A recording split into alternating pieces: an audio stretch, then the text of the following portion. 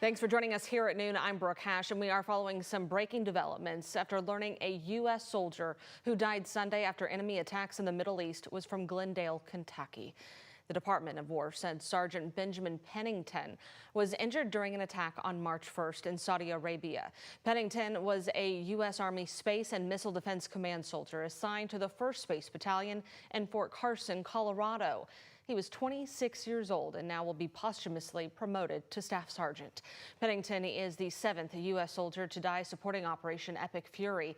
Congressman Morgan McGarvey posted to social media today, in part saying, "My heart is with his family, loved ones, and the community in Glendale, Kentucky." Today, dozens more airstrikes across the Middle East, including targeting the Hezbollah stronghold in Beirut. ABC's Olivia Rubin takes us there. President Trump is demanding unconditional surrender from Iran, but state media reporting Ayatollah Khamenei's son has now been chosen as his successor. Trump telling Axios that's unacceptable. Now, the president telling ABC News he isn't ruling out sending in special operation forces to seize the country's nuclear stockpile. We wouldn't do it now. Maybe we'd do it later. But even without boots on the ground, the American death toll rising. The Pentagon announcing a 7th U.S. service member has died after being wounded in an Iranian strike on a base in Saudi Arabia on March 1st. They've now identified him as 26-year-old Sergeant Benjamin Pennington of Glendale, Kentucky.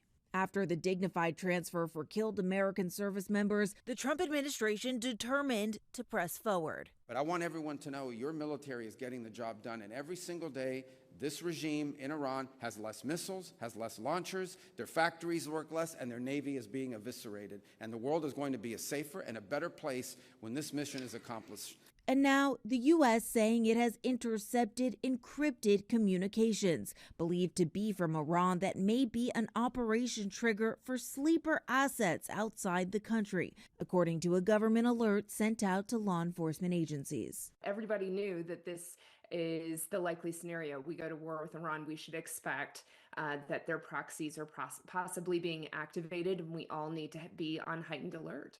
Olivia Rubin, ABC News, Washington. That alert said there is no threat tied to a specific location, but it does tell law enforcement agencies to increase the monitoring. The exact transmission was not made clear, but this alert said it is possible this could be used to activate sleeper assets that could carry out some kind of retaliatory attack following the U.S. and Israel military strike against Iran.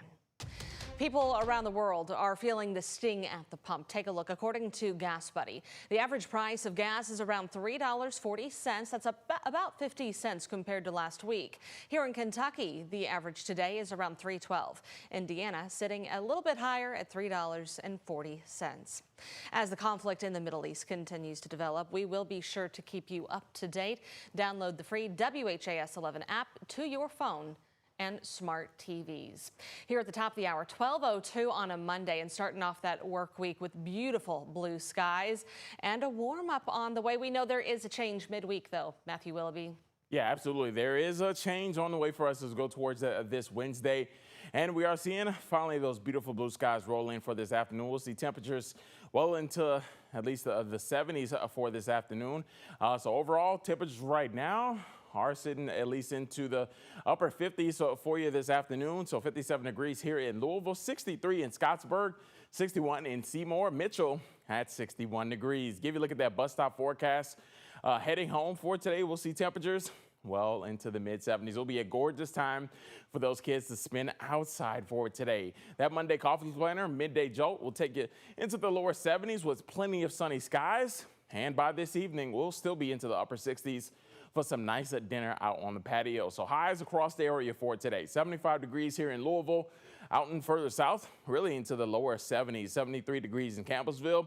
Out into Frankfort, 72 degrees. Shelbyville at 72 degrees. So we are tracking a severe outlook for us as we go towards your Wednesday with a slight risk, which is a 2 out of 5 on that scale for your Wednesday. That is with some strong to severe storms that will be possible. And with that, we did issue a weather impact alert day for your Wednesday afternoon and evening for some heavy rain large hail and some gusty winds that will possibly roll through for you as you go towards your afternoon and evening commute. So stay weather aware and also stay up to date with that radar and stay tuned on air and online as we continue to watch this roll in for our Wednesday. But we'll be timing out even more details when to expect those storms to roll in just a few minutes. Back over to you, Brooke. Matthew, thank you. A key federal investigator involved in 2 major aviation disaster probes is out of a job today. That's Todd Inman, a member of the National Transportation Safety Board, who said the White House notified him Friday his position was terminated immediately. Inman was the lead member on scene for the UPS cargo plane crash here in Louisville and that deadly collision between a passenger jet and an Army helicopter over the Potomac River. Now, in a statement just released moments ago, a White House spokesperson said the White House lawfully removed Todd Inman from the NTSB after receiving highly concerning reports of inappropriate alcohol use on the job, harassment of staff, misuse of government resources, and failure to attend at least half of NTSB meetings. Todd Inman, quickly striking back, say, "I categorically deny the allegations made in the White House statement. It has become increasingly obvious this action was a political hit job. While not my original intent, I look forward to defending my reputation through all legal means possible." Meanwhile, an NTSB spokesperson did tell us moments ago Inman's removal will have no effect on NTSB investigations.